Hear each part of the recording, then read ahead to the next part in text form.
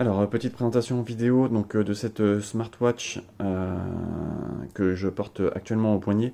Donc en comparaison notamment de ma Pixel Watch. Donc l'idée c'est voilà, d'avoir déjà un petit aperçu du gabarit de la montre. Parce que bon, très clairement c'est une montre très imposante.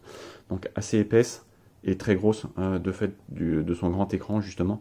Donc voilà, là ça nous permet vraiment de constater la différence de compacité entre ces deux montres. Hop, je vais d'ailleurs les enlever.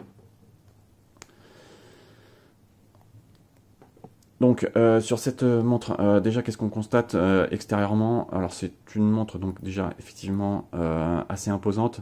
Moi la première fois que je l'ai sortie de sa boîte, j'ai quand même eu l'impression d'un petit côté plastique, un peu cheap. Le boîtier là, ça semble être un boîtier, je sais pas trop dans quelle matière en l'occurrence, peut-être métallique, mais bah voilà c'est cette sculpture sur le boîtier qui, à mon avis, ne sert pas forcément à grand chose, si ce n'est un côté esthétique. Enfin, je sais pas, ça donne un côté assez joué à la montre. Après, je sais pas ce que vous en pensez, c'est assez subjectif, mais bon voilà, je suis pas trop fan en fait de ce design qui du coup bah, donne un côté encore plus imposant à la montre. Le bracelet, bon voilà, c'est un bracelet assez simple qui semble être assez universel, donc on va pouvoir notamment changer de bracelet. Donc ça, je pense que c'est plutôt pas mal. Sinon, bon, le bracelet en lui-même, on va dire qu'il est à peu près confortable. La montre est quand même, voilà, elle pèse un petit peu. C'est surtout qu'elle est imposante, donc on la sent en poignet. C'est plus son gabarit qui fait qu'on la sent en poignet plus que son poids, même si le poids est quand même non négligeable. Ensuite, très bon point par contre, ça va être sur son écran. Donc là, on a un très bon écran, enfin un très bon écran pour une montre de ce tarif-là, tout du moins. Donc très grand, assez lumineux, plutôt bien défini. Donc voilà, un écran qui est agréable à lire en somme. Ensuite, en termes de fonctionnalité, donc là, comme sur la plupart des montres, on va pouvoir, sur un appui long, changer l'écran. Malheureusement, voilà, on a un choix assez limité, donc de 5-6 écrans, et pour le coup, bah, j'ai pas eu l'impression que depuis l'application sur le téléphone, on puisse en télécharger des nouveaux. Donc là-dessus, je trouve que c'est quand même très limité, et c'est dommage. Ensuite, sur les écrans en eux-mêmes, bon, on va avoir potentiellement pas mal de complications, on va dire, dans le sens où on a de l'information voilà, diverses, notamment la météo, la fréquence cardiaque, le nombre de pas, donc voilà, pas mal d'informations qui sont affichées. Alors ça va dépendre des écrans qu'on choisit. Par contre, c'est absolument pas interactif. Donc là, si je veux accéder rapidement à la météo, ben, en fait, j'ai pas le choix que d'aller sur l'application météo. Batterie faible. Donc bon, ça je trouve ça dommage, ça manque là, ça manque d'interactivité, c'est ce qui fait l'intérêt de pas mal d'autres montres, c'est de pouvoir accéder rapidement en appuyant sur une des complications. Par ailleurs, en faisant un swipe dans ce sens-là, on va quand même retrouver quelques raccourcis, notamment l'appel, donc qui va se faire sur la montre, ça va juste déclencher un appel sur le téléphone, pardon, la météo et ensuite les applications lancées récemment. Donc ça c'est plutôt pas mal. Et ensuite, en swipant de l'autre côté, on va avoir accès à différents widgets. Donc là également, ça c'est plutôt intéressant, c'est ce qu'on retrouve sur pas mal d'autres montres en l'occurrence. En se déplaçant vers le haut, on va avoir accès aux notifications, donc qui sont paramétrables. Ça reste des notifications très simples, c'est juste un relais de notification, donc c'est pas des notifications riches où on va avoir du contenu multimédia. Là, c'est vraiment juste le texte qui apparaît dans la notification qui est affiché là. Donc voilà, on est vraiment juste sur un relais simple de notification. Et ensuite, en swipant de haut vers le bas, on va avoir accès à plus des réglages. Donc voilà, pouvoir accéder à la commande multimédia, la luminosité, le mode pas dérangé, la mode torche et aussi au paramétrage. Je vais d'ailleurs vous faire voir ce mode de paramétrage dans le sens où notamment on constate des problèmes de traduction. Par exemple la vibration et anneau. On ne sait pas trop à quoi correspond le anneau. Bref, l'astuce c'est pas ouf. Là où c'était plus probant, par exemple, c'était affichage de l'écran.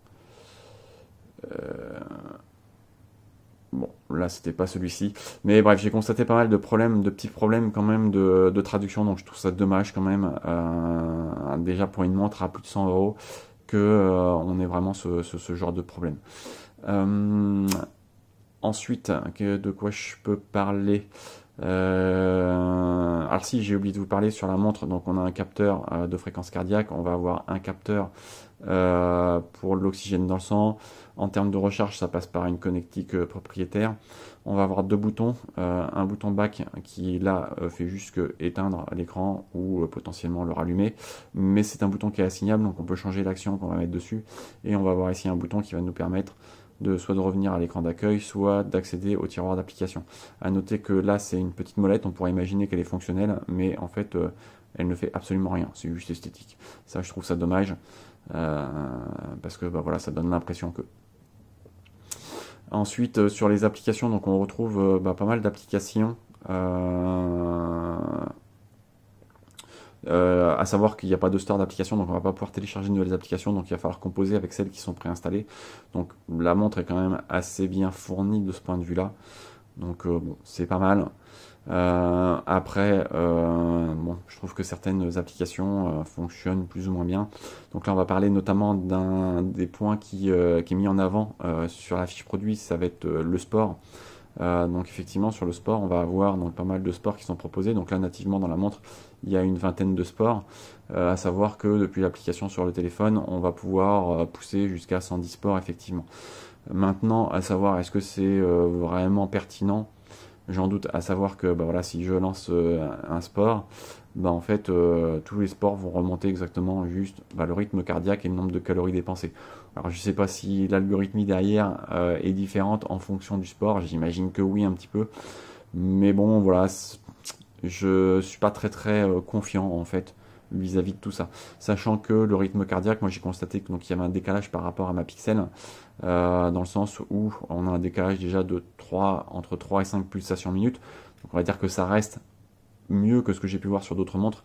Malgré tout, le suivi est plus lent. C'est-à-dire que si je monte très rapidement en fréquence cardiaque, je vais voir la fréquence cardiaque monter plus lentement sur cette montre-là que sur ma Pixel qui va s'ajuster beaucoup plus rapidement. Donc pour moi, ça c'est un des premiers défauts. Deuxième défaut, c'est que bon là, on a une montre qui est censée sportive, sauf qu'on n'a pas de GPS dedans. Donc évidemment, pour tout ce qui va être suivi de course à pied, vélo et ainsi de suite, les mesures vont être beaucoup moins intéressantes qu'une montre qui intègre ce genre de fonctionnalité. Ensuite, étonnamment, j'ai vu qu'il y avait sur cette montre-là un moniteur pour la pression artérielle. Donc, je sais pas où je vais le retrouver. C'était ici. Je sais pas ce que ça vaut, donc au même titre que je pense la fréquence cardiaque, on est sur quelque chose de pas forcément très précis, ça donne une estimation. Donc bon, voilà, encore une fois, l'intérêt est assez minime, je trouve, dans le sens où bah voilà, si on n'a pas vraiment quelque chose de précis, bah ça nous donne pas vraiment une indication très forte sur la pression artérielle. En termes de sommeil, c'est pareil, je l'ai gardé cette nuit. Bon, bah voilà, c'est assez imprécis également, dans le sens où là, elle m'indique que j'ai eu que 30 minutes de sommeil profond cette nuit. Donc là, on n'a pas beaucoup d'informations affichées à l'écran. On va avoir plus d'informations, un peu plus d'informations sur l'application, mais ça reste quand même très light. Donc voilà, pour moi, dans l'ensemble, c'est une montre qui est assez imprécise. Elle a pas mal de fonctionnalités en termes de système. Alors c'est un système qu'on retrouve sur d'autres montres chinoises, hein, je l'ai déjà eu sur d'autres montres chinoises, donc là-dessus, c'est pas forcément nouveau.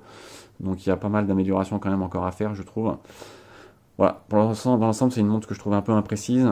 C'est une montre en termes de prix, je ne comprends pas trop non plus, parce qu'elle est à plus de 100 euros, et des modèles de d'autres coloris sont proposés 20 ou 30 euros moins cher, donc je ne comprends pas ce que cette montre en orange et argenté a de plus. Voilà.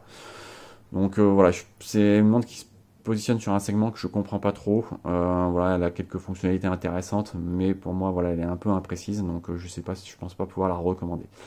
Voilà, j'espère que ce petit retour vidéo vous sera utile et vous aidera dans votre choix.